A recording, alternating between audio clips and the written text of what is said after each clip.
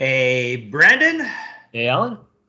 and welcome to Dice Over Everything, the Miniatures Gaming Podcast.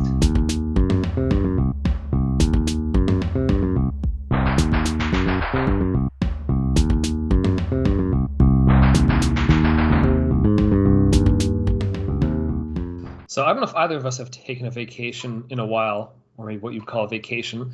But when you do take an intentional break to go somewhere, do you like going there for a big 2 week block, or just kind of doing an extended long weekend 4 day trip thing?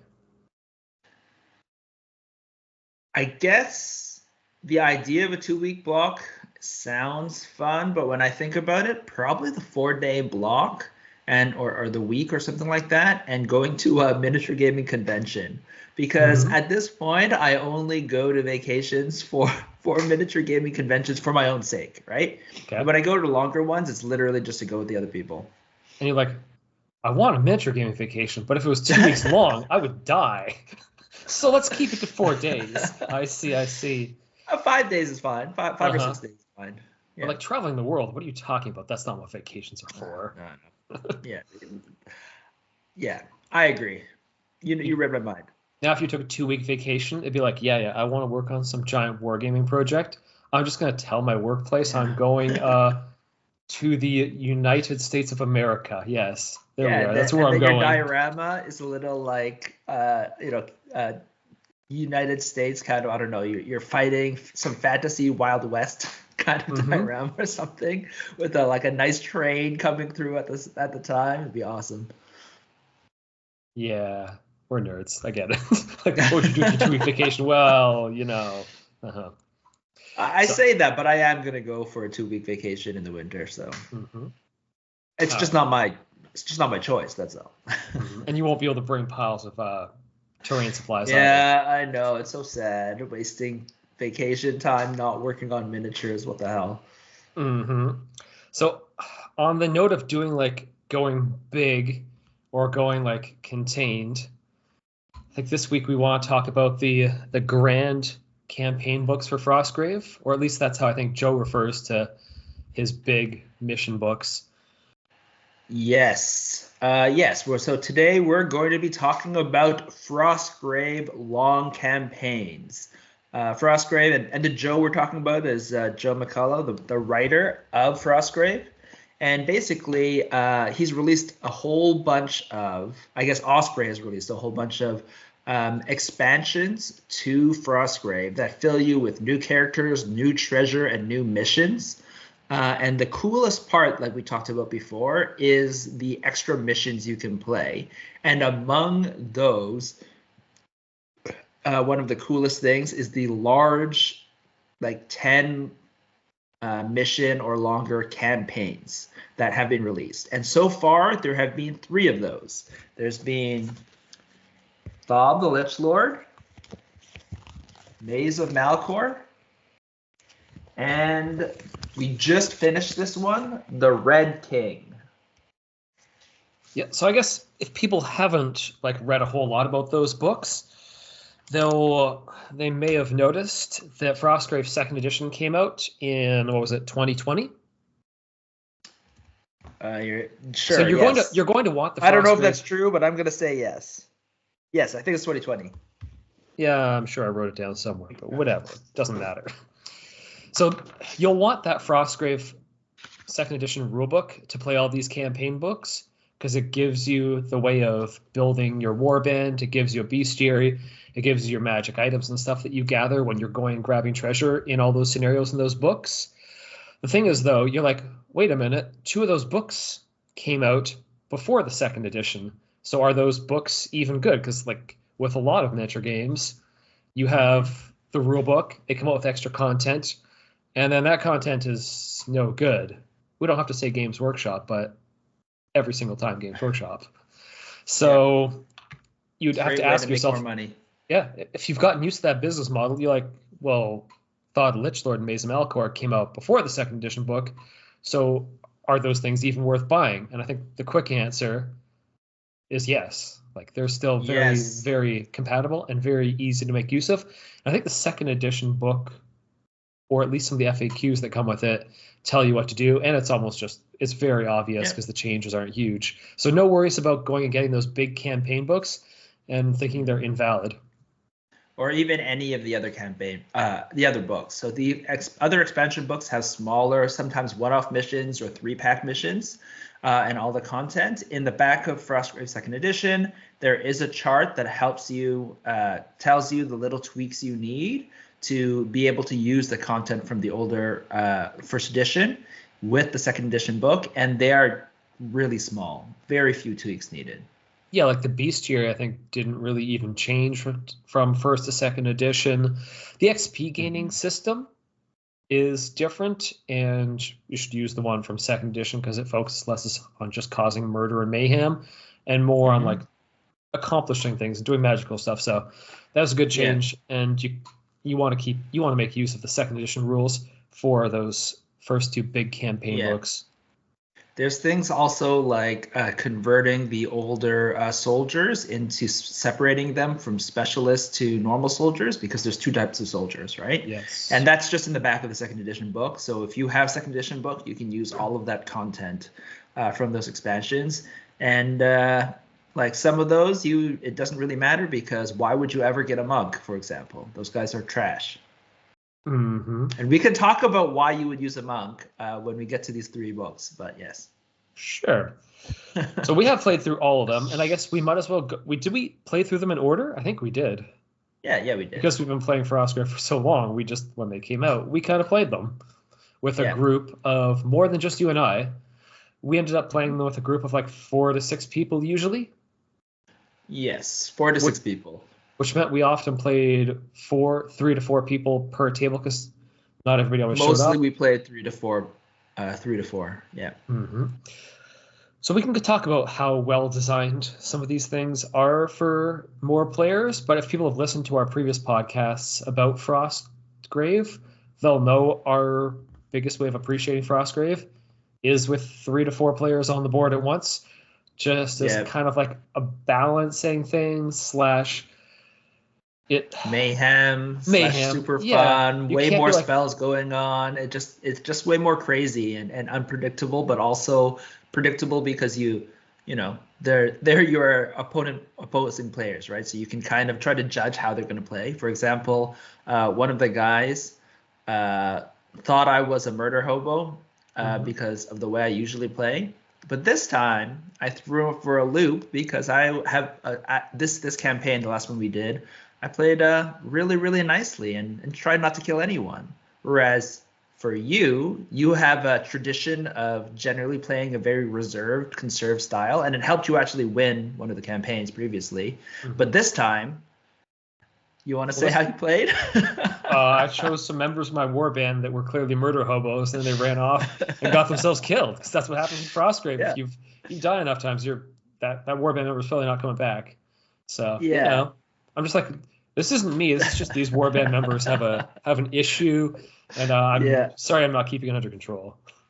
Yeah, exactly. So it so depends, helps, right? Sometimes it helps with the RPing elements too. When you've got, just like if you do an RPG, I almost feel like playing Frostgrave with a little bit of RPG ideas thrown into it is almost the best way. Mm-hmm. In an RPG group, you're not playing with 2 people usually.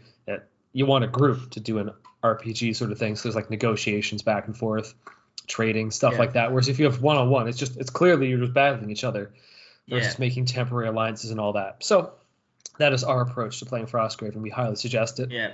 And I think in general, we think 3 players is the best in terms of gameplay, as long as you place them correctly on the table, because tables in general are squares. Yes. Being able to place them so they're evenly spaced in a lot of missions can be trouble, and we're going to go through that when we talk about these different campaigns and how they work for 3 players and stuff like that, or 4 players. But 3 players in general, I think, is the best way to play the game, because 4 players, it ends up slowing the game down a bit because there's just so many players there, right? Yeah. And we played on a weekday, so we didn't really want to spend as long as it would take for the 4 players to play on one table. So in general, 3 players is the best, as long as your missions that you play fit that, in our opinion. Yeah, there's some that are designed definitely for 2. So then you're like, okay, we break it down to 2 because anyhow. Yeah. The books make those obvious. So should we start it right off with Thaw of the Lich Lord?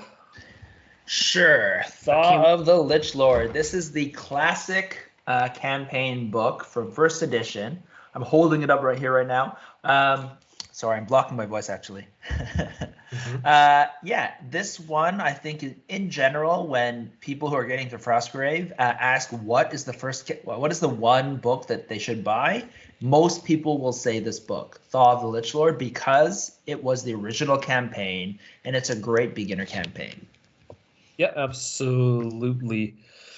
So, I mean, it came all the way out back in 2015, but still very good. It's got a campaign in it with 10 scenarios long. Mm-hmm.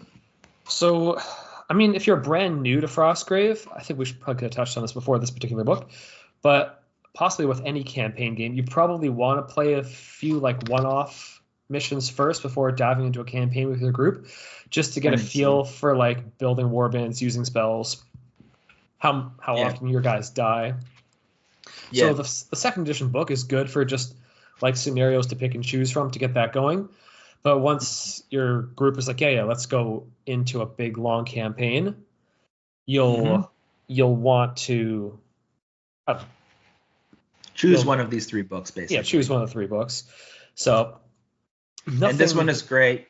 It is because it's the first one, and it's actually one of the first expansions. Is it the first expansion to come out?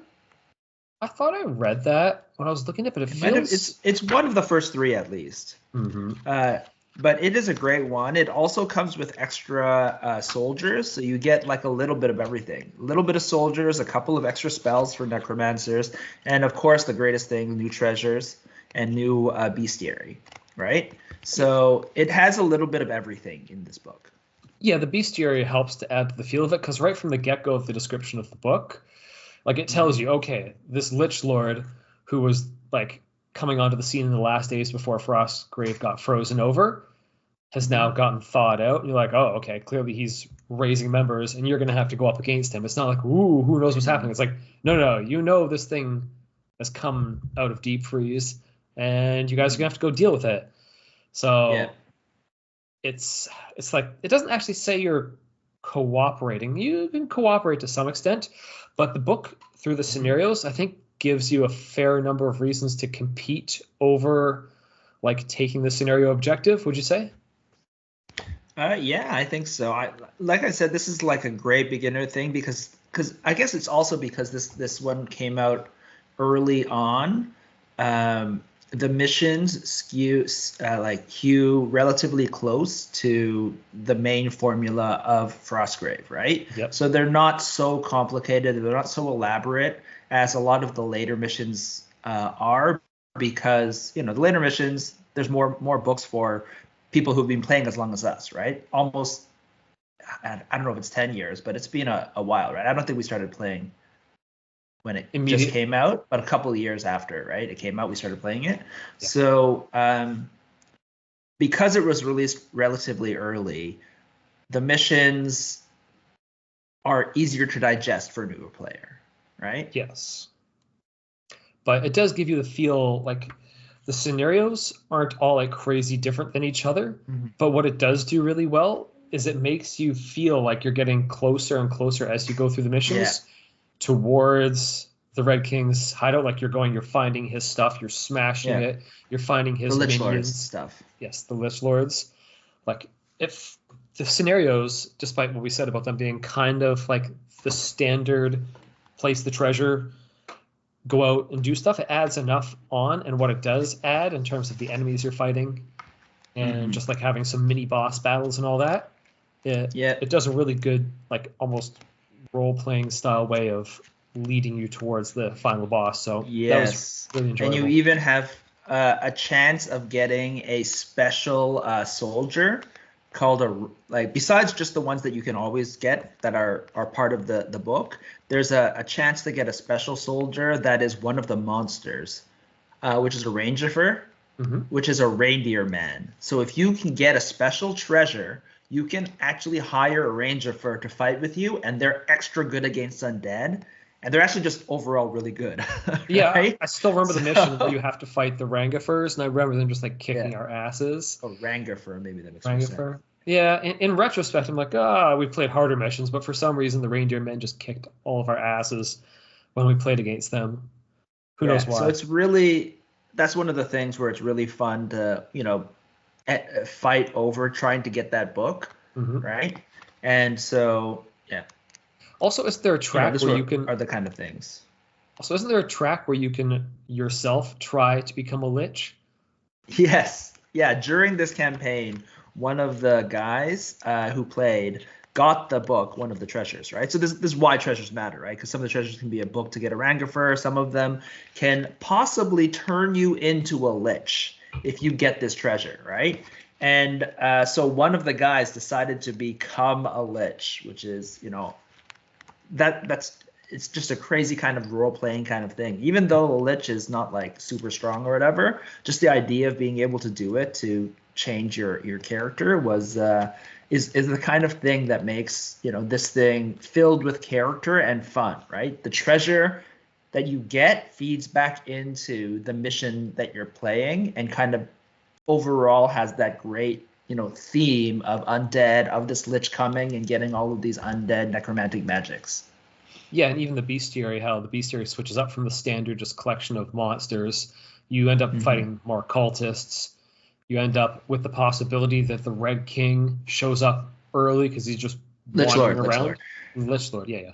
Sorry, we just finished the Red King. That's why. Yes, that's why I keep thinking about it. But there's a chance they're like, well, you're entering his kingdom. Maybe he'll just like walk over to you and be like, what are you doing here? And then you have to run away. And if you're at the very beginning of the game, he is way more powerful than you both probably. So he would be able to crush you at the beginning of the missions if he shows up early, which is a great theme. Yeah, because you're actually afraid of him, which is cool. Yeah, and be like, whatever, no problem.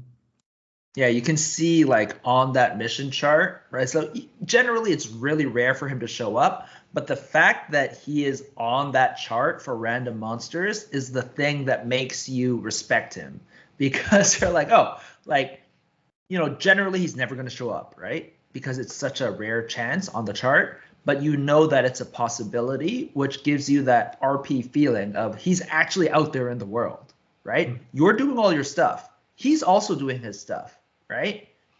So it just makes it, the fact that he's on that chart is such a flavor win in the game, even though it will never actually happen. Yeah, I think the likelihood of monsters showing up from first edition to second edition did increase, didn't it? Oh, that's true. So we did. Yeah, we probably went up house ruled it to I believe. Yeah, it went up a little bit. We might have. I don't know if we house ruled it at that time because we played this campaign a long time ago. The other thing about the campaign is it does start off, if players are new, the very first initial missions are very straightforward. So if you do jump right into it without any practice, the first couple missions are actually nice and straightforward. So that's true. They're easy. Yeah. They're very easy to wrap their head around. So it is actually I would say this is the most beginner friendly of the books, but. Yep, I would say so, definitely. It's also only 10 missions. The other ones are 12 missions. So again, it's a lot easier to, fit in there because, you're not necessarily stuck there for 12 missions if, let's say, something comes up, right? It's a lot easier to get everything done. And then on top of that, another great thing is there's a lot of like cool missions with a centerpiece of terrain that you can kind of encourage you to model cool stuff specifically for the missions that are happening. Like a lot of people do the Bone Wheel, which is the penultimate mission, which is actually like a big ass piece of terrain with, that's a big giant wheel with a bunch of bones on it. You try to jump on top of? One, or not? Yeah, and then there's another one. There's another one that is on a frozen river that's supposed to have a boat in the center, which is another one that is like very evocative in terms of assembling the terrain specifically for this. And then if you do that, you can often just have a boat for a whole bunch of other games. Yeah, like the monsters aren't super crazy. It's a lot of your undead and stuff like that, but it gives you it does push you to be like, oh yeah, you could make some very cool terrain for this. So from playing through, I did actually paint. Sorry, just in terms of assembling and making cool miniatures, I did end up making a whole bunch of Rangifers specifically so that when they show up, because they're on the monster chart as well. And there's a mission, right, where a whole bunch of them show up. So again, there's a lot of options to make monsters, a lot of modeling projects in the Lich Lord that kind of, encourage you to have fun, not just when you're playing the missions, but off the table as well in preparation. So we actually played this before North Star came out with their whole miniature line, didn't we? Because they now will sell you a Rangifer, won't they? I don't think they would sell you a Rangifer back then. I think around the same. I think they might have had them, but I didn't want to buy them. They might not have been at our store. There's no way we played this in 2015, and I think the Rangifers came out later. Mm-hmm. But I think we actually played this in the last 5 years, I believe. So it's relatively recent in terms of that. But you need a whole lot of Rangifers for that one mission, so maybe buy them, maybe we don't. Do we have any really suggestions from playing through it? What we kind of talked about some things that are suggestions, like your suggestion is do make a few cool terrain pieces. Maybe just make them like for sure. It just makes it feel fun. Just do some cheap easy things out of styrofoam, so it's not like your terrain that's going to last forever. Do like a one evening project, just make some cool thing to bring on the board and then toss it out afterwards. Yeah, the one thing is like a lot of people make the bone wheel, but like how often are you going to use a bone wheel in any other piece of terrain? Like I feel like the boat in the frozen river, you can literally just assemble or buy or whatever or make a boat, and then you have a boat that you can use in a whole bunch of different places, right? Because of like that kind of fantasy boat can be used in a whole bunch of different games, right? Either RPGs or if you play Ghost of Carpelico or just as cool terrain on a dock in whatever kind of game, right? So the boat is a great piece to work on, right? The boat's reusable. The bone wheel, I feel like it's just so evocative that so many people make it. But it really is a one-off. You generally to not use. I think we made bone wheels and we didn't use it afterwards, right? No, just get a piece of cardboard and like some bits of like not popsicle sticks, stir sticks or whatever, and just break them all to pieces. After you finish, sprinkle bits. Go after a bar night. Keep your chicken bones, wash them off, and put them on your bone wheel. Don't keep it for too long because it'll rot. Yeah. Bones don't rot if you wash them well enough. Yeah, I don't have the chicken. Don't not with the meat on them. You eat them cleanly like a humane person, like how you should when you eat chicken wings, and then afterwards you wash them off and then you assemble them up. Actually, those are too big. You should eat chicken feet. I don't know if you eat chicken feet. This is a very popular thing though in especially soups, Chinese soups. So go get a Chinese soup with chicken feet. Eat the chicken feet, wash them off, clean them up, and then use them in your bone wheel. Be awesome. Yeah. See who actually wants to jump on your bone wheel with their miniatures. Yeah. your literal bone wheel. Okay. That is a suggestion. You literally ate. It's definitely a suggestion. Yeah.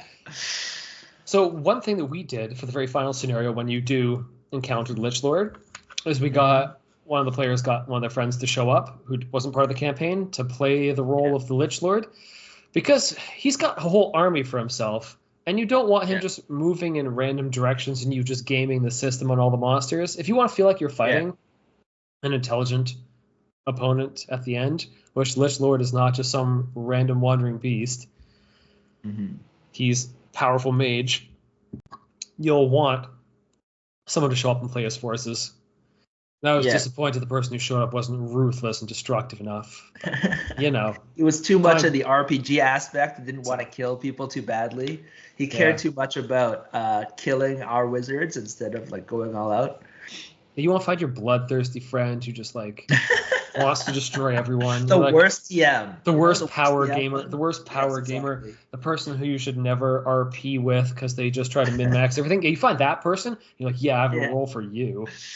Yeah, exactly. The perfect kind of thing. And so I totally agree. Like in the back of the book, it says you should find someone or you can just play with the AI. Don't use the AI.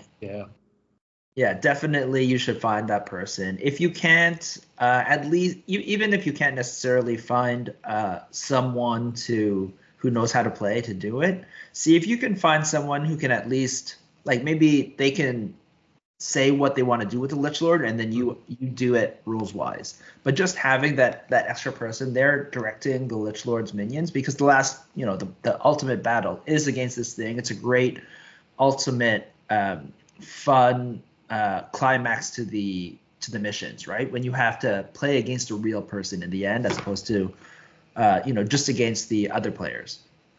Yeah, I definitely didn't just start attacking the other players because they were doing too well against Lich Lord. I'm like, if I'm going to kill Lich Lord, I need to kill all the other players to have my crack at killing Lich Lord. It didn't work. Yeah. Because... And even though in that mission, right, in that campaign, we did, there is the Lich Lord, and there's an arguing to say that, when you beat the Lich Lord, you win the campaign. I would also recommend saying that the Lich Lord is only half of, like, if you don't kill the Lich Lord, obviously everyone loses, but you should also then have a goal for who actually wins the campaign, like wins the campaign for that last mission, to force people to think about what happens after they defeat the Lich Lord. Because there is a fun, post Lich Lord death portion of the last mission that you want people to actually be competing after that, even though in general players will team up to beat the Lich Lord first, right? So to have that kind of cool dynamic where you're kind of teaming up, but you're actually still against the opposing wizards and you still want to win in the end, that kind of dynamic is kind of what makes that last mission really fun, in my opinion. Mm-hmm. Yeah, okay. I think we covered a lot of sort of the general things that people can expect from the Lich Lord. Shall we move on to the Maze of Malcor? Sure. Maze of Malcor. So that one came out in 2018, and as you said earlier, this one has a total of 12 scenarios, so yep, a bigger one. Anyway, we'll talk about how you space your games out later. That I think is something to go over at the end. But I'm trying to think about how to describe this one. Oh, you go for it. Yeah, sure. This one is a more expert campaign. This book was released near the end of first edition, so there were a lot of different expansion books that came out before this. So this one is definitely geared more towards veteran players. The missions are much more involved. Mm-hmm. Yeah, much more involved, much more elaborate, and a big part of this book is that you're going into the Lich Lord is a undead necromancer Lich, comes back alive and decides to try to take over Frostgrave. This one is you discover the old university of Frostgrave, and turns out all of the headmasters of the university have survived, kind of. In some form. Mm-hmm. In some form. And so you are now going to diving into this university to get to get as much cool shit from this famous university, this 1,000-year-old famous university. And one of the coolest things about this one is that the headmasters were not headmasters of schools of magic that are modern in Frostgrave. They're headmasters of old, forgotten schools of magic. And so to represent that, there is literally 20 new spells in this book that you technically cannot learn, but you can get scrolls of magic and cast 20 different spells throughout the game, which is super fun. If you're new to the game, feel valuable. It's super complicated. This scroll, I can't do this. They were also very powerful spells too. So it's like, this makes this spell easier to cast. It's like, no, I'm saving this thing for a really important moment. I'm going to pull off some amazing thing using these scrolls. It also gives, I guess, those spells are used by Malcor's. They're not called minions.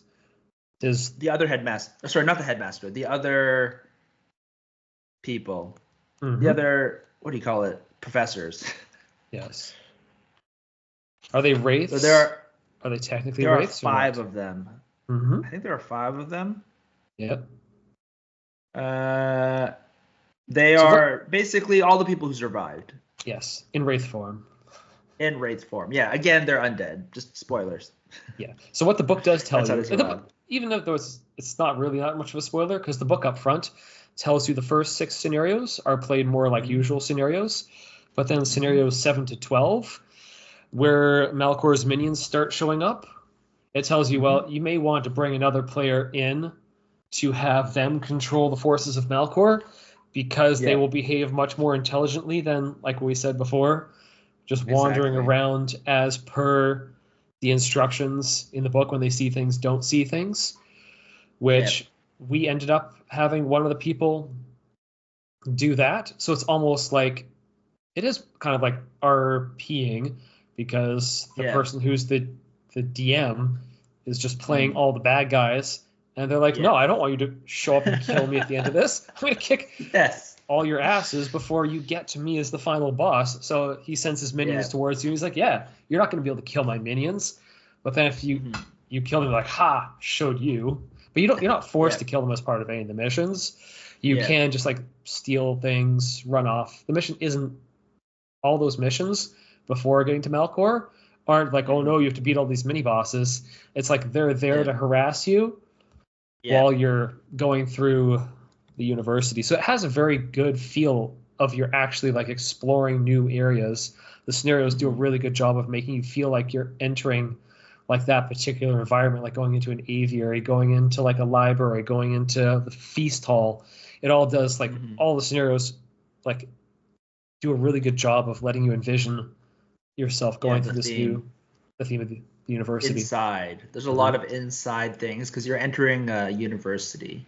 Yeah, so I do feel like that made the last, 5 missions or 6 missions really interesting. But I do realize that can be a problem for certain players, because we literally had a player be that, like you said, the DM that runs the monsters for the last 6 missions, right? He switched out his wizard, and he was willing to, leave his wizard behind so that he could play all of the monsters or the big bad guy. And that was super fun and a great experience. While, again, we still wanted one person to win. So there was still like we ended up, moving to one table. And so we had 4 players all playing, trying to get more treasure and be better off, while also having a 5th player playing, the evil shades, basically controlling all the monsters. So that kind of dynamic made everything super chaotic and super fun. But again, it's something that can be a lot harder for a lot of people, right? Because for many people, you will only have, you're generally only playing Frostgrave with one friend, right? And if you don't have those multiple friends, it becomes a lot harder to experience it the way that we did. Yeah. Yeah, if you've got 6 people, you're like, oh, this is great. You have loads of ways of playing it. Anyhow. Yeah, I don't even know how you would make it as in like they do have some sort of AI that you're supposed to play, but like it's just so much cooler when you have a real player playing that out. Yeah, when they climb up onto the top of a tower and they're like, yeah, you try and climb this thing while I blast you from this tower with lasers. Or run away. They know when to run away and use spells to run away and stuff like that. And target someone for ultimate damage as opposed to just, attack the closest guy. Yeah, as opposed to just attacking one-on-one like a kung fu movie. Yeah. Like, no. Because they definitely hold have... you down and beat you. Yeah. They have very interesting spells because the spells they have are meant to be used by the actual players as well as scrolls. So all the spells are really interesting. But of course, the simple AI that they use to run them cannot use those spells to the fullest. Whereas your friend, if you've got a laser beam spell, you're like, oh, do you just fire it at one guy? You're like, no, you line it up through 5 guys and blast the laser through 5 of them. And they're one of the coolest spells is a laser beam. Yeah. The other thing the book does, we were talking about with more players, is this particular book does give good instructions for when you've got 3 or more players. Yes, so it's right there in the rules. So it's not like, oh, this is a different way of playing. The rules are in there with the missions when you need them. So. Yeah, I think this one was, of the many things, like the best made to be played with more than 2 players. like we already said, the last 5 missions you should have 3 players, right? But in this one, having 4 players or even 5 players, like it's a great book for that, and that's how we played, right? So I think we had a lot of fun playing this. Another cool thing when we look at, so there are no new soldiers in this book, but there's some really cool treasure. Well, there is the new bestiary. The bestiary is not super different than the base bestiary in the main rulebook, but it does add on a few like Collegium Porters, which are basically animated bookshelves. Come punch you in the face. It's got some glass spiders, for sure. But some new interesting monsters. What I mean, no soldiers like that you can recruit basically. Whereas as Lich Lord had those new soldiers, and technically, in my opinion, that's fine because I feel like there's enough soldiers, right? Yeah. So I don't think you generally need new soldiers, especially if you've been collecting all the other books. Like I said, this is one of the late books for first edition, so you didn't really need new soldiers. It doesn't have that here. But that treasure, one of the greatest treasures that was very interesting and different, that I don't necessarily think should be there all the time, but it was fun in this game, is that halfway through this campaign, you get a boat, a magical boat. The gondolas, yes. Yes. And this gondola is so powerful. It basically allows a magic user. So it's a floating boat, right? And it allows the user to push that boat, and everyone on that gondola moves along with it. And what it does is it makes your wizards feel super powerful and useful. So not only can they be casting spells, but when they move, they are also able to move a whole bunch of their guys together, right? So it's like they auto have this, movement spell with the gondola. Yeah, it lets you rush your guys forwards really quickly. Yeah, it makes you feel really like an epic wizard running around with that gondola. Yeah, at first I was resistant to using it. Then I'm like, nah, let's get this. Yeah. He didn't use it for one mission just to be cool, but it was a lot worse. Yeah, it was clearly for him worse when everyone else had gondolas. And I think that's a double-edged sword. Like it's great when it also gives you, a very different modeling project for you to do, right? Instead of just making your normal guys and whatever terrain, you're making a flying like boat, which I created 4 boats just, for myself and a bunch of other guys. And that was like, again, it's just a very different and fun kind of project you can do while playing the game. It changes up the game a lot from the base game. Like you can imagine, right? Your wizard can now move a whole bunch of your guys together, so that means your war bands move a lot faster, right? Yep. But the other issue is there's one mission where you're supposed to collect your boat, and if you fail in collecting on a boat, you'd be really behind. Now, when we played, everyone got their boat, but I'm just thinking about, I don't know, if you don't have your boat, I don't know how that works. Oh, boats also help you climb up terrain too. Yeah. So they're levitating. They're just overall good. Yeah. I remember there's one mission where you use your boat to get to a wizard who was hiding on the top of a building, to jump out and then gank him with a whole bunch of powered up soldiers. Yep, he didn't see that coming. He's like, oh yeah, it's a stupid flying boat. This isn't safe. Crap. Yeah. Yes. Yeah, so it's a great modeling and fun kind of expert level change to your normal gameplay. I don't know, how would you fix that when you're thinking about that? If one guy failed to get the boat, would you just? To me, I feel like you should just make him lose or pay a bunch of golden levels to get a boat. Yeah, I think maybe it could be like make him get one mission. Maybe make him be purchasable or something. Who knows? I think they are, but they're way too expensive. You won't be able to purchase them. Yep. So, because the idea is you could get a second boat, right, in the thing. So I feel like if someone fails to get a boat, you should force them to have one game without a boat, so you can be like Brandon, and then the mission after that, just make him pay money and levels to get that boat on the mission afterwards. I feel like that is probably the most fair kind of thing. So like pay, I don't know, all the gold he has and then a couple of levels. Or maybe he can pay a level for 150 gold or something like that against the price of the boat. Mm-hmm. Because the books are so strong. Yeah. Unless you just rush the treasure, because that's how Frostgrave goes. So I think some of those were also basically already suggestions. We do suggest modeling the gondolas because they're really powerful in the game, unless you just had to ban them because it like breaks everything. So you only put them in the one mission, so you just make them out of paper for that one mission. Lame. It's you definitely should not do that. It's so fun running around with the gondola. It's pretty quintessential. So yeah. If you get a gondola, you probably want to model it. So that's our suggestion for that. Our suggestion, which we already definitely said before, and it's the suggestion from the book, is definitely try to get somebody to play Malcor and his minions. Because it will feel last 6, sorry. It will feel much more like a real battle.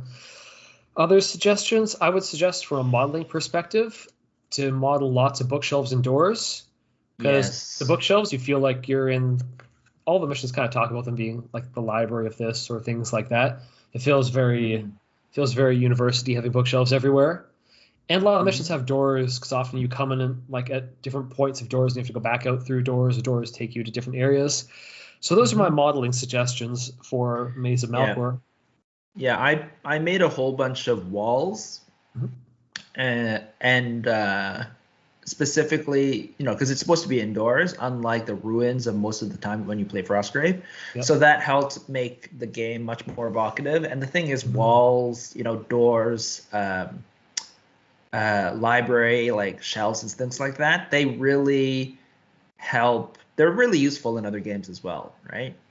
Because that's kind of stuff you can constantly reuse, right? You can put them in whenever you have an indoor building or stuff like that. You can put a bunch of stuff. So just a lot of indoor university terrain, you will find it useful as scattered terrain in a lot of other games, and it can really make the games kind of other games come alive, and especially adds to line of sight blocking that you might not normally have in the original one, because I know a lot of people don't have enough terrain when they play Frostgrave because they just have the large buildings and stuff like that. So putting in random walls and stuff is really good to kind of fill that out. Yeah, having a couple feet worth of like 4 to 8 inch walls lets you build a series of rooms so you feel like you're in a maze of a bunch of different like rooms in the Collegium. For sure. So you just made the most styrofoam. If people are crazy and have like an FDM printer, they can go to town making that stuff. Buying them, though, that's getting like several feet worth of walls by buying them is kind of crazy. There is a pretty good box by Rampart Terrain that creates a set of, I think, cathedral walls, which I did buy a whole bunch of. I think it's $70. I don't think you even get 4 feet. But you get quite a decent amount. Maybe you do get 4 feet worth of walls for $70. But again, you need to buy a lot of that, which I did. Yeah. Oh, you bought that and you made walls. Excellent. I didn't use the cathedral ones. That was to make an actual cathedral. Yeah. Okay. Well, they go a long way when you just make walls. But, all right.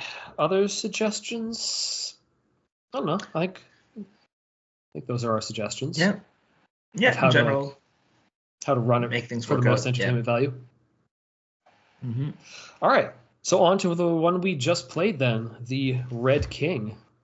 This is the only one. This is the only one done in second edition, for second edition so far. Yeah, it came out, I guess, the same year, like late in the year after second edition came out, so it was super fresh after second edition. But we waited for a couple years to play it because reasons. Reasons. We were all stuck inside. Yeah, reasons. So, I feel like this one, even from what Joe McCullough said in the introduction to the book, he put a lot of effort into making these missions feel unique and different than the previous ones, because we've just been through 2 books of like 10, 12 scenarios, as you said. There have been lots of smaller packs of scenarios. So, the intro to this, he says his goal was to create like unique feeling scenarios, and I would say that part succeeded for sure. These did not feel like playing your standard run to the middle, grab the treasure scenarios. Yep, that's true. This one did not have a unique bestiary to it, which I think is okay, because Frostgrave second edition does have so a unique bestiary. Yeah. Yes, the bestiary, when you have monsters appear randomly, it's all the standard set of monsters, which is fine because you're just playing in Frostgrave for the most part. Yeah, the thing is, there's a ton of the missions instead just have a ton of special monsters that show up.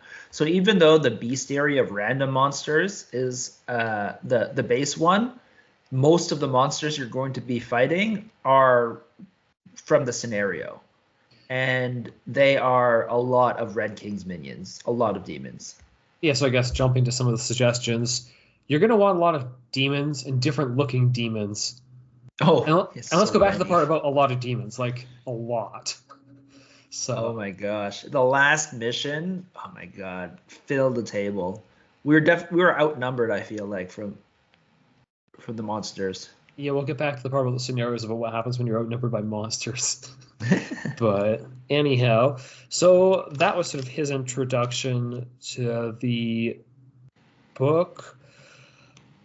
Oh, before I get into commentary, anything else I want to mention? Yeah, let's give the general theme of the Red King, right? So the Red King, I think we mentioned, he's a demon, big ass demon idea, and the theme of this over on top of just the general design of making things interesting is that the Red King is cracking reality. He's from another dimension. You know, all demons technically in Frostgrave are from another dimension, but the Red King is a specific demon who's trying to merge Frostgrave with his domain.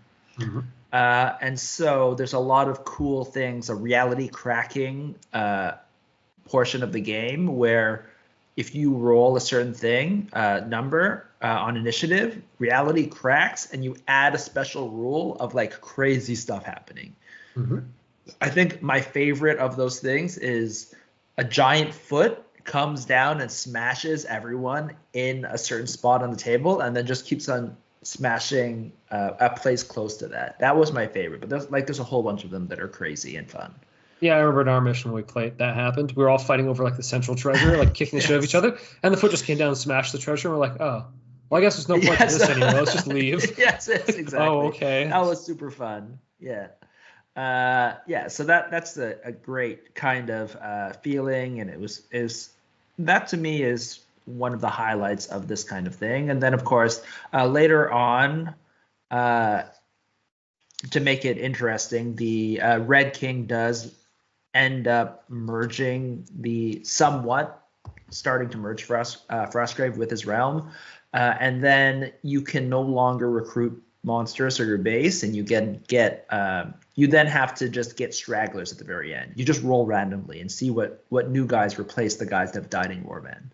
Yeah, so I don't know if I'm ended up being so big on that because it doesn't give you weak soldiers. It gives you like the whole gamut of soldiers can appear. So unlike other times where you want to make sure your guys survive who are worth that you've paid gold for, in this you're like, well, I can't pay gold to get new ones anyways, so who really cares about my gold? And if this thug dies, I could get a better guy. So let's just let my warband die. You're like, this you could possibly get a werewolf or a vampire. I think the vampire is like literally the strongest thing you can get, which is crazy. Yeah, so I felt like that went against the whole spirit of trying to bring your warband through this. Instead, you're just like, to your death, I want a new one.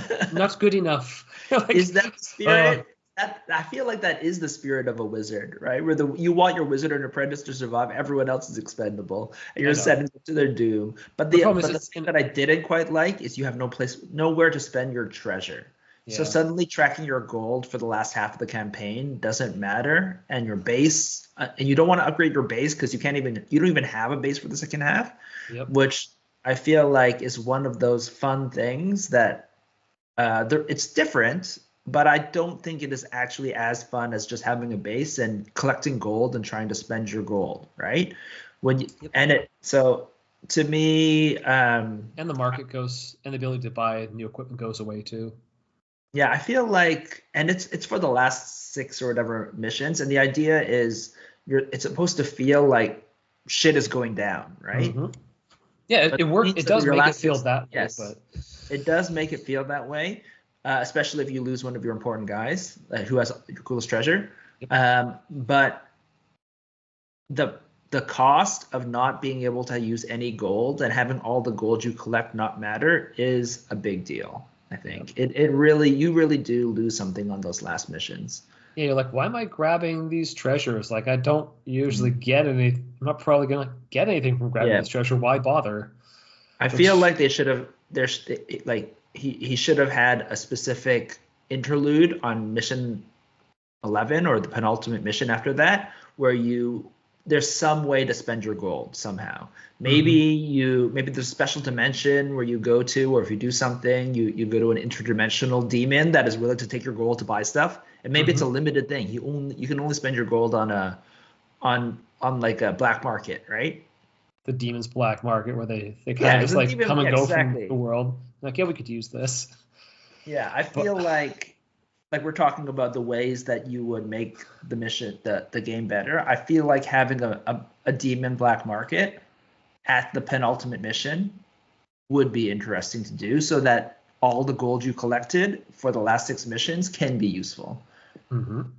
Yeah, there are, in terms of items, this book has the special Red King item art and artifact selection, but these ones all turn out to be much more esoteric. And if you've been playing for like a long time, or you've got like certain very specific things in your warband, these items can be really cool, but they're not very general like the previous 2 books special items we talked about. So you almost end up not really wanting them if you've got a fairly new warband that's pretty general, which is unfortunate as well. Yeah, I'd say the special items, the special item chart in the Red King I feel like it's one of the weakest treasure charts that we have played. And we've played a lot of the other ones that are not a full campaign, right? But they have their own treasure chart. I feel like Red King is like the weakest. Yeah, and there's even special artifacts, super artifacts that you can get. And a lot of those are not that strong either. Yeah. It looks like this is meant for a highly experienced warband. You're just like, oh, I need some really like weird stuff now. I've got all the basics. You can't buy it. You can't buy it because there's no place to buy this treasure at the end, even if you don't have black market rules. The crazy thing is there's some that are insane. Like the gutter flail allows a guy with a 200 weapon to attack twice, which is crazy. Yeah. So there's some stuff, but yeah, there's something like that, and then there's most of them though are not like that. So do you want the construct horns? I'm like, I don't. Anybody else here want construct horns? Like, nah, we got no constructs. Like, okay. And the weird thing about the gutter flail is, it's not even an artifact, right? There's in the back of the book. There's like special artifacts that you have to roll to get, and then you have to actually get a TN to unlock their power, right? Otherwise, they're just whatever. But the gutter flail is not even one of those. Instead, you can have like a magical sword that isn't even that good unless you are an elementalist, like the sword of elemental fire. So, which that's the kind of thing where it's a little bit. Yeah, if you're willing to trade things around, maybe you can make use of them, but no guarantees there either. All right, so now we talked about the missions. The missions feel flavorful. That part is definitely a strong point. Yeah. But there was one thing, unlike Maze of Malcor, which we mentioned is definitely being designed for multiple players, for 3 to 4 players. The Red King, I feel like the most, in terms of the three campaigns, it is the most geared towards 2 players. Yeah, there's some of the missions. Some of the missions just have layouts where it's basically like you're opposing or you're racing or doing things like that. And even some of the missions are only meant for one on the enemies as well. One player, a one player, and then the other player actually just plays the enemy forces, which is cool and different. But it's obviously that's one player. That's not 3 players. So I don't know. That part, as we said, is our favorite way of playing the game. And this one, the mission structure does push you away from that. Yeah, there's a lot of racing ones where you're supposed to be like it's a long table, right? So instead of being a normal 3x3 table, it's supposed to be long and you're supposed to be racing beside the other guy. But if you have 3 players and someone's in the middle, that guy is screwed. Mm-hmm. because now the two players on the outside are not competing against each other, but they're all competing against the guy in the center, and the guy in the center will get really crushed. Yeah, I So think I there was feel like 2 missions it's like like that, weren't there? multiple, yeah. There's a few I think missions there's like two that. missions, yeah. And so it just does not work as well as the The other basic layout, missions, which the are standard more, layout. yeah, where you're more trying to get to the center, right, and get out, as opposed to this one when you're trying to get from one side of the table to the other, and then the racing, having more than two players really messes with it. So one of the good things though with the Red King is that it's split up into different sections. So I think it's designed to be interspersed with normal, like the normal missions. Hmm. So you're supposed to, because it comes in sections, so you can play like 3 Red King missions, then you can play 2 another mission of normal missions, then come back, right? As the Red King continues. So I think that portion is now, like technically you can do the same thing with Maze of Malcor and Thaw the Lich Lord, but I feel like that it was designed that way. The thing is, it's 12 missions already, so it's a lot of missions to intersperse more in between. But to be fair, the missions seem like, especially the last few, it's a lot harder to get a lot more XP. So I feel like we were all a lot lower in level than we were in Mason Valcor. Yep. So do we want to go into suggestions for how to play this? Sure, Should I jump to a concluding one? sure. I think this campaign's good for when you want to put an end. Maybe you've been playing like a lot of missions and you keep playing them and you're like, no, let's put an end to our war bands. This one's definitely a way to put an end to your war bands. Like, you're like, no, we're going to retire after That's this, true. or we're going to be dead, because this thing gives you a lot of ways to be dead at the end. That is true. I feel like chapter 4 and 5, which is the last 6 missions, Mm-hmm. Where you don't get to use gold. Like if you've played a campaign, you don't even necessarily need to play like chapter 1 to 3. If you just want, if all your warbands are kitted out, so you don't care about gold anyways, going on that last run of 6 Mm-hmm. can be really interesting and fun, especially the last mission, because that last mission is very. There's a lot of I ways love the not to have your dynamic. wizard make it out. Yeah, I don't want to spoil it. I think the last mission, the best way to experience it is to play 7 to play, sorry, chapter 4, so not the epilogue. To play the chapter 7 to 11 and don't look at what the last mission is. No. Don't look at what you have to do in the last mission. Just play 7 to 11. You can look it up and do that kind of stuff, and only look at mission 12, the last mission, once you finish mission 11. Mm-hmm. And then I feel like that mission is definitely, I think it's the coolest mission out of the bunch. There's this great dynamic where you are encouraged to team up with the other players, but also you need to push your luck. And I don't want to spoil it besides that, right? Because it's a great mission. But that kind of pushing your luck mechanic will help it while like playing with them, but also trying to possibly, do your own thing, is unlike any of the missions we played before. The stakes are very high. Let's put it this way. Yes, the stakes are very high. That's why I make it a suggestion to be like, it ends like a whole run of multiple campaigns. If you decide you're going to play a lot of campaigns, this is a way to like cap it off. We talked before about having other people control enemies in this one. Mm-hmm. This one's a bit of that last mission is a bit on the fence. Like for the most part, throughout these missions, throughout the whole campaign, you don't really need somebody to control the enemies. The enemies are pretty powerful as they are individually. So even if they just wander around and you encounter them, it's pretty tough to fight your way through them. Also, like we talked about, there being a lot of like races, you're basically forced to go through the monsters rather than kind of manipulating your way around them. But when you get to the last mission, I feel like having some of the key pieces, the key masters, controlled by a person makes sense, because they should try to run away from you. Mm-hmm. But if you have somebody control all the monsters on that board, you're probably going to have all the wizards killed. So it's tough. Like if you have a friend who's willing to just play for maybe increase them 6 figures, then you'll have the best. Like we did that with just having multiple tables, and then someone from Yeah. another table came over and helped out the other table because they're not on that table. They can be like, screw your table. You guys are going to lose. If you have multiple, if you can have a whole bunch of people get together, then they can sort of go back and forth. That worked out really well for us. Yeah. But if they don't play intelligently and they just kind of stand there and stare at you coming to beat them, it won't be as fun because you can just sort of game the mechanics. Yeah, you can try to game it a little bit more. Yeah, that's the suggestion: is get somebody or have multiple games going to run the Keymasters. Yeah, whatever it is. But I think unlike the other two, Mm-hmm. it is less just be the way that the mission is designed. Again, I'm trying to talk about it without spoiling it. Yep. It's the least needing for another player to play it. Like this one, you could probably play with two people, and technically, like we said, it'd be fun to have a third person try to control certain monsters.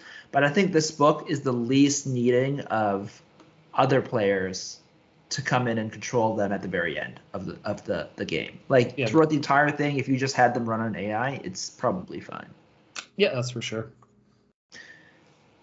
And like I said, I think the main thing is you just need an outlet to spend gold on buying something. So probably just the black market. Don't buy soldiers, obviously. Like if there was some way on the last 6 missions, just insert it somewhere where you can do that. It'd be fun. Yep. In terms of house rules, I think eventually we started house ruling Banished Demon, because if you have a book of a campaign where demons appear and someone's just like, I push the remove demon button, all the demons disappear off the table, you're like, there's no enemies on the board. This is stupid. Just agree to house rule. You don't have Banished Demon. Like, just don't bother. Like, maybe we should just do this. Just take Banished Demon out. Control Demon's fine because you just get a demon. You get one demon. Yeah, and it's hard. And they have lots of extra will. These demons, so you can't just easily mind control and control demon them because they got. But there's definitely a thing where there's supposed to be hordes of demons and banish, even though, like you said, they have decent will. If you're hitting every single guy in line of sight, it makes the game really easy. I think one of our players basically had Banished Demon, and whenever there was the spamming of demons, the mission on whatever table he was playing on, that mission was relatively easy. It just went to normal kind of thing because he would just banish them all. Yep. So, yeah, I agree. I think Banished Demon, you just got to say don't use it, or some sort of, I don't know. I don't know what change you would do to make it useful without just removing it. It's just easier to say don't use it. Exactly. Yeah, get him to if a player has Banished Demon, just get him to roll a new spell and replace it. Just swap it out. Yeah. Just say the Red King knew Banished Demon was going to be too strong, and so they used their powers to change Banished Demon to another spell, and just roll it out randomly. What everyone gets. Mm-hmm. Pretty right, because sometimes if you're just capping it off, right, another campaign, that'd be a fun way to do it. Yeah, you get a random other summoner spell or whatever. Yeah. Or you get a random spell and it's the TN of whatever your Banished Demon was. So now it could be positive. If you get like Time Warp and then if you switched out that spell for Time Warp, that would be still good. We're still going too complicated here. Anyways, other actual suggestions. No, that's an actual suggestion. Because if you're playing like a full campaign before, right? We're talking. You come into this from something else. Yeah. You came in for this from something else, and you had Banished Demon. Then you give them something that is that's possibly positive, right? You could entice them by saying maybe you'll get Strike Dead or Time Walk, right? And then you can have a really good TN Time Walk. So, and then you're just gonna instead get, I don't know. What's that one that I said was the worst spell in the game? The ladder. Oh, bridge? No. Yeah, bridge. And then instead you get bridge. Yeah. That's part of the fun of Frostgrave. Yeah. So I think those are the two main things. Give people an outlet to spend treasure or spend gold before the last mission. Generally use this as a capstone, and then house rule out Banished Demon. Yep. Okay. I think those are enough suggestions to help get a better experience out of this book. Yeah. All right. So besides that, all right, I guess we've gone through all of the 3 different books. I guess the last thing to do is rate them. Yes. So I'm pretty sure we have the same rating because we've actually talked about this many times when we played it. So why don't we go from the lowest to the highest? So what is the out of these 3, Maze of Malcor, Thaw of the Lich Lord, and the Red King, which one is the one that is the least good? It's the Red King. We made it through the whole thing. So. Like we got through it with a pretty good sized group, but so it's not like that means it's not bad. Like it doesn't. No, it's still fun. There were still cool things. I really like the last mission. It's like Necromunda, where people just like screw this. We're stopping this campaign. No. It's like we played it through because it's not the strongest of these, but like we said, it's good because it's different, but that's its shining point, is it being different. Yeah, and there's some that things that I really liked. Like I really like the reality cracking rule, right? And that is a fun thing that you could even put into, like if you play some of the other missions with demons, putting in reality cracking for those would be fun. So I really liked those. I really liked actually the first 6 missions. I just was not as fond of a bunch of the other ones, like we said, the linear ones, because of the way we play, right? Maybe a 2-player would be better. But I really liked the last mission. I thought the last mission was a really great mission for veterans as well, right? Yeah. But again, the reach of that book means, in general, you want to be playing the Red King after you have a lot of experience. Maybe if you've played the other 2 campaigns, right? Otherwise, you haven't necessarily experienced Frostgrave, the normal way of playing Frostgrave, to have the novelty in Red King give you as much interest, right? Because all the missions are different if you haven't played them yet, right? It's only after we played for years all of these different missions that these really out there missions become more interesting. So I feel like for the majority of players, right, most people who play Frostgrave haven't played as much as us, right? So it's not as valuable to them as it was to us, even though we enjoyed it, right? All right. So the number 2 choice. Oh, also one thing, the treasure sucked. We said that. I know, but that's another thing that makes it bad. Oh, yeah. I just say it's treasure. Frostgrave's about getting cool treasure. Yeah, and getting gold. You can't even spend your gold. Come on, that's lame. Oh, yeah. Yeah, it's scored. There's a lot of negatives, in that way. And just buying new warband members. Yeah. All the. Yeah. All right, so number 2 then. So I think the other 2, we've said many times we love these, and what do you think about these? I think Thaw of the Lich Lord comes next. Yeah, I think so. It's the first big one he made, so you expect like there to be a little learning going on here, and probably didn't want to go as crazy from the start. But it is a good experience where you feel like you're making like linear progression through it. I don't know if I would recommend this as the best, honestly. So I think it is the best overall book. You think Thaw of the Lich Lord is the best one? Expansion book, yes. I think, like I mentioned before, it has a little bit of everything. I don't think it's the best campaign.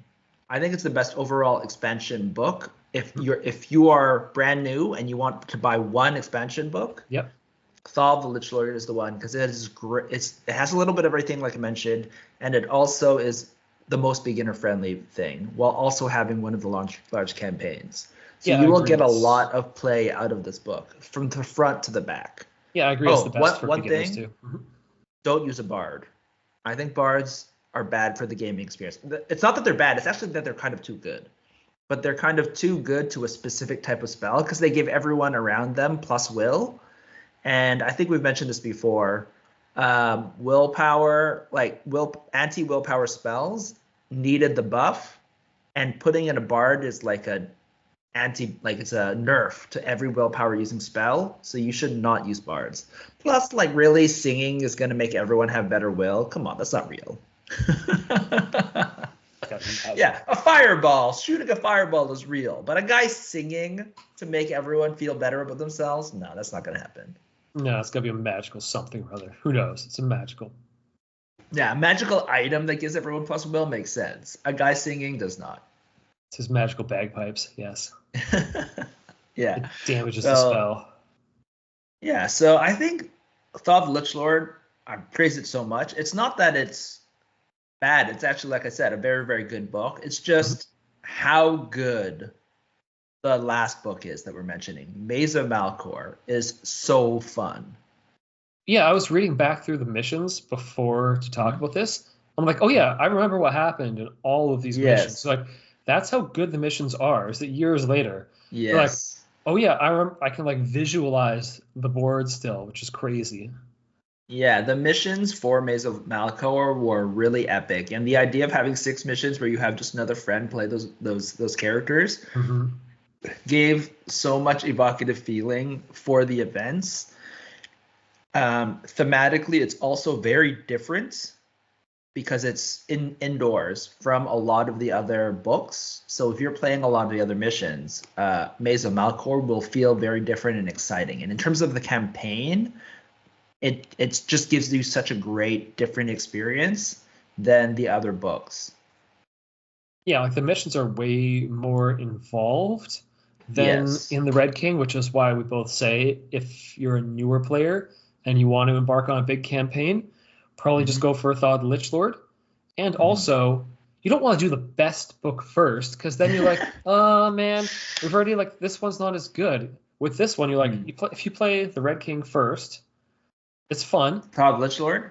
If you play the Thaw of the Lich Lord first, then you're like, oh, this was great. What are we gonna do next? And you're like, oh my god, this is even better. Like, you can't like have your dessert first. And you're like, yeah, whatever. I'm not gonna eat my potatoes. I'm just gonna go back and keep more cake. Like, you gotta work your way up to. Yeah, I agree. And Maze of Malcor is more advanced, like we're saying. So you should play something like the Thaw of the Lich Lord first, or just play a ton of the original game. But like I said, Thaw of the Lich Lord is a great book, great buy. But do that before I agree, Maze of Malcor. But overall, it was just so fun. I think. The modeling opportunities it gives you, they're not like hugely demanding modeling opportunities, but there's lots of just cool scenario centerpieces and stuff like that you can make that aren't big pieces, but just things like dining tables and all that you might use again. It encourages you to build and just and then the boats, when you build something, it's the first time in Frostgrave where we built a little bit of, what do you call it, like kind of like a base building, right? A vehicle. Right? Building a vehicle that you then get attached to. I built my own flying boat. It was like a boat with wings. It was super fun. You went and pimped your ride. Yeah. Yes, exactly. It was, and that kind of thing. All that going into it is just makes it very, very memorable. All right. So I think we're both in agreement on like suggesting how people get into doing big campaigns with this. But one other thing I think we might as well touch on, because this is a big campaign, you're not just going to play this in like a weekend. These missions each take 12 missions or 10 missions. Yeah. These might take like you 3 hours to set them up, play and take them down easily. Some of them have a bunch of special terrain, right? Yeah, I remember there was one library mission in Maze of Malcor with like a whole bunch of multiple layers. I don't know if that was just the tables that we brought, but we ended up having a lot of terrain to make the multiple layers in the crazy library, and that's a lot of terrain you have to set up. Yep. So we played once a month because that's just what worked for our gaming group, which means these campaigns took an entire year to play through. So I guess this is a non-answer, but I think it comes down to what your gaming group can do. We were also playing on weekdays, as we said before, so it's not as if we could get multiple games in on one day, because if you're starting at like 7 o'clock, 7:30 at night, you're getting one game in. So do you have any suggestions if people could could do it a different way, would you suggest doing it a different way, like more frequently on a weekend, playing multiple games? What if your gaming group could do whatever you wanted, how would you do it? So many different ways to do it. Like, I think if Frostgrave is your weekly game, right? I know weekly is a lot for most people, right? So I feel like monthly it makes the most sense, and maybe that's why there are 12 missions in these last two missions, because the idea of a monthly game where you set up with your friends and play once a month is pretty. I think it's pretty common. Yeah. So it does make a lot of sense. Your monthly meetup with your buddies to throw down your thing. I think that is the one that makes the most sense. If you're playing in a store or things like that where you have a much more condensed kind of play group, let's say you play on Saturday, right? You can definitely do two missions, right, on a Saturday. So even if you're meeting up once a month, then you would do two missions instead, right? And in that case, you do it in 6 months. But I feel like that's just the general way to do it. I don't know about. Maybe you could do Thaw of the Lich Lord in one weekend. If you and your friends go to a cottage for like a long weekend, Friday, Saturday, Sunday, you could probably play through Thaw of the Lich Lord, but you would probably it's a lot of insane, yeah. Maybe you play it to the night. I think it would be fun. I enjoy that kind of thing. I don't know. I haven't done that in a long period of time, so maybe I'm too old for that now. Do you need a special posturepedic chair to be able to do that now? Yeah. Yes, exactly. But if you're that kind of person that does that kind of thing, I think a weekend to do that. I think 12 missions is a lot, right? So it's a little bit harder to do that, even if you have that long weekend thing, right? But it is an idea. So if it was a store-based thing, you'd be like, yeah, okay, maybe try to do 2 games for weekend games if it's being organized through like a store event thing. But if it's just you and your friends, store events often because the store's not going to have a year long.